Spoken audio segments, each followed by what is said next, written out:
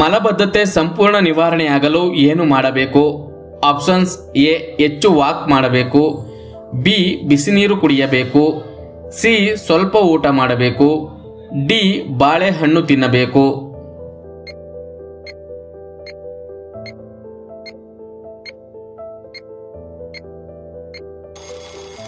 ಸರಿಯಾದ ಉತ್ತರ option B, ಬಿಸಿ ನೀರು ಕುಡಿಯಬೇಕು.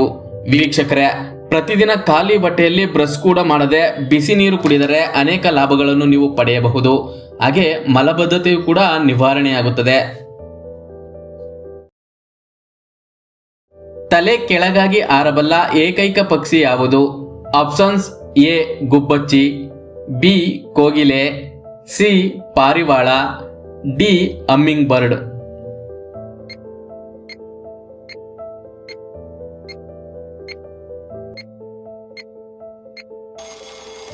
ಸರಿಯಾದ ಉತ್ತರ ಆಪ್ಷನ್ ಡಿ, ಹಮ್ಮಿಂಗ್ ಬರ್ಡ್. ವೀಕ್ಷಕರೇ, ಇದನ್ನು ಎಲಿನ ಅಂತಲೂ ಕರೆಯುತ್ತಾರೆ.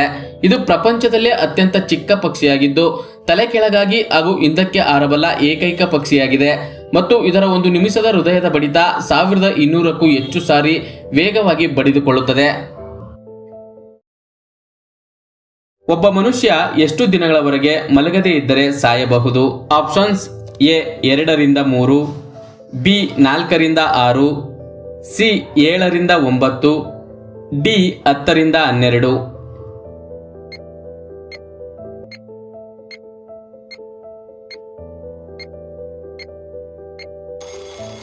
ಸರಿಯಾದ ಉತ್ತರ ಆಪ್ಷನ್ ಡಿ, 10 ರಿಂದ 12.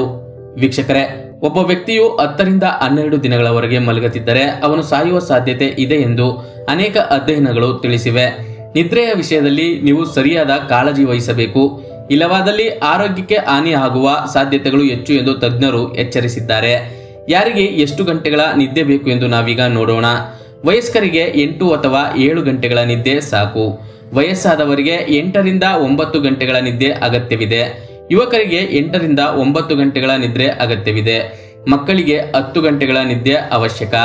ಶಿಶುಗಳಿಗಂತೂ 11 ರಿಂದ 15 ಗಂಟೆಗಳ ನಿದ್ರೆಯ ಅಗತ್ಯವಿದೆ. ಸರಿಯಾಗಿ ನಿದ್ದೆ ಮಾಡದಿದ್ದರೆ ಹೃದಯ ಸಂಬಂಧಿ ಕಾಯಿಲೆಗಳು, ಕಾಲುಗಳು ಮತ್ತು ತೋಳುಗಳು ಸೆಳೆಯುವುದು, ಸ್ನಾಯು ನೋವು, ನರಗಳ ಸಮಸ್ಯೆ, ಮಧುಮೇಹ, ಬಿಪಿ, ಥೈರಾಯ್ಡ್ ಸೇರಿದಂತೆ ಮುಂತಾದ ಹಲವು ಕಾಯಿಲೆಗಳು ಬರುವ ಸಾಧ್ಯತೆ ಇದೆ. ಯಾವ ತರಕಾರಿ ತಿನ್ನುವುದರಿಂದ IBP ಕಂಟ್ರೋಲ್ ಆಗುತ್ತದೆ? Options: A tomato, B beetroot, C ಮೂಲಂಗಿ, ಡಿ ಹೀರೆಕಾಯಿ.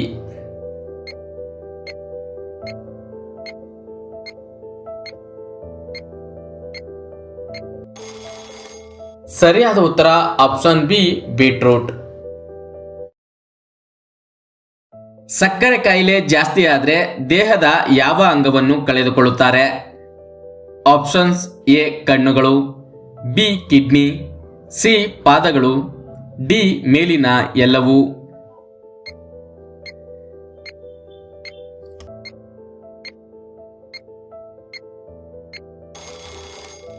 ಸರಿಯಾದ ಉತ್ತರ ಆಪ್ಷನ್ ಡಿ, ಮೇಲಿನ ಎಲ್ಲವೂ. ವೀಕ್ಷಕರೇ, ದಿನೇ ದಿನೇ ಭಾರತದಲ್ಲಿ ಮಧುಮೇಹಿಗಳ ಸಂಖ್ಯೆ ಹೆಚ್ಚುತ್ತಿದ್ದು ಅನೇಕ ಮಂದಿ ಈ ಕಾಯಿಲೆಯಿಂದ ಬಳಲ್ತಾ ಇದ್ದಾರೆ. ಕೇವಲ ಭಾರತದಲ್ಲಿ ಮಾತ್ರವಲ್ಲದೆ ಜಗತ್ತಿನಾದ್ಯಂತ ಮಧುಮೇಹಿಗಳ ಸಂಖ್ಯೆ ಹೆಚ್ಚುತ್ತಿದೆ. ಈ ಕಾಯಿಲೆಗೆ ಸಂಶೋಧಕರು ಯಾವುದೇ ಶಾಶ್ವತ ಪರಿಹಾರವನ್ನು ಇಂದಿಗೂ ಕಂಡುಹಿಡಿದಿಲ್ಲ. ವಾಸ್ತವವಾಗಿ ಹೇಳುವುದಾದರೆ ಮಧುಮೇಹಕ್ಕೆ ನಿಮ್ಮ ಜೀವನ ಶೈಲಿಯೇ ಮುಖ್ಯ ಕಾರಣವಾಗಿದ್ದು ಶುಗರ್ ಜಾಸ್ತಿಯಾದರೆ ದೇಹದ ಅನೇಕ ಅಂಗಗಳು ನಾಶವಾಗುತ್ತವೆ. ಸಕ್ಕರೆ ಕಾಯಿಲೆಯಿಂದ ಬಳಲುತ್ತಿರುವವರು ಕಿಡ್ನಿ ಸಮಸ್ಯೆಗಳನ್ನು ಎದುರಿಸಬಹುದು. ಅಧಿಕ ರಕ್ತದ ಸಕ್ಕರೆಯು ಕಿಡ್ನಿಗೆ ಸಂಪರ್ಕ ಹೊಂದಿದ ರಕ್ತನಾಳಗಳನ್ನು ಹಾನಿ ಮಾಡಿ ಊದಿಕೊಳ್ಳಲು ಕಾರಣವಾಗುತ್ತದೆ. ಕೆಲವೊಮ್ಮೆ ಮೂತ್ರಪಿಂಡ ವೈಫಲ್ಯವೂ ಉಂಟಾಗುತ್ತದೆ. ರಕ್ತದಲ್ಲಿನ ಸಕ್ಕರೆ ಪ್ರಮಾಣವು ದಿನದಿಂದ ದಿನಕ್ಕೆ ಹೆಚ್ಚಾಗುತ್ತಿದ್ದರೆ ಕಣ್ಣಿನ ಕಾಯಿಲೆಗಳಿಗೂ ಕಾರಣವಾಗಬಹುದು. ಕೆಲವೊಮ್ಮೆ ದೃಷ್ಟಿಯನ್ನು ಕಳೆದುಕೊಳ್ಳಬಹುದು. ಏಕೆಂದರೆ ಮಧುಮೇಹದಿಂದಾಗಿ ಹೆಚ್ಚುವರಿ ದ್ರವವು ರೆಟಿನಾದಲ್ಲಿ ಸಂಗ್ರಹಗೊಳ್ಳುತ್ತದೆ. ಮಧುಮೇಹವು ಪಾದಗಳ ಮೇಲೂ ಹಾನಿಕಾರಕ ಪರಿಣಾಮಗಳನ್ನು ಬೀರುತ್ತದೆ. ವಾಸ್ತವವಾಗಿ ರೋಗವನ್ನು ನಿಯಂತ್ರಿಸದಿದ್ದರೆ ರೋಗಿಯ ಕಾಲಿನ ರಕ್ತನಾಳಗಳು ಕ್ಷೀಣಿಸಲು ಪ್ರಾರಂಭಿಸುತ್ತವೆ. ಮಧುಮೇಹ ಕೂಡ ಕಾಲುಗಳಲ್ಲಿನ ರಕ್ತನಾಳಗಳನ್ನು ನಿರ್ಬಂಧಿಸಬಹುದು. ಇದು ಕಾಲು ನೋವು ಮತ್ತು ಪುನರಾವರ್ತಿತ ಸೋಂಕುಗಳನ್ನು ಉಂಟು ಮಾಡುತ್ತದೆ. ವೀಕ್ಷಕರೇ, ಈ ವಿಡಿಯೋ ನಿಮಗೆ ಇಷ್ಟವಾಗಿದ್ರೆ ಒಂದು ಲೈಕ್ ಮಾಡಿ ಹಾಗೂ ನಿಮ್ಮ ಅನಿಸಿಕೆಯನ್ನು ಕಮೆಂಟ್ ಬಾಕ್ಸ್ ನಲ್ಲಿ ತಿಳಿಸಿ ಹಾಗೂ ನಮ್ಮ ಚಾನೆಲ್ಗೆ ಸಬ್ಸ್ಕ್ರೈಬ್ ಆಗಿ.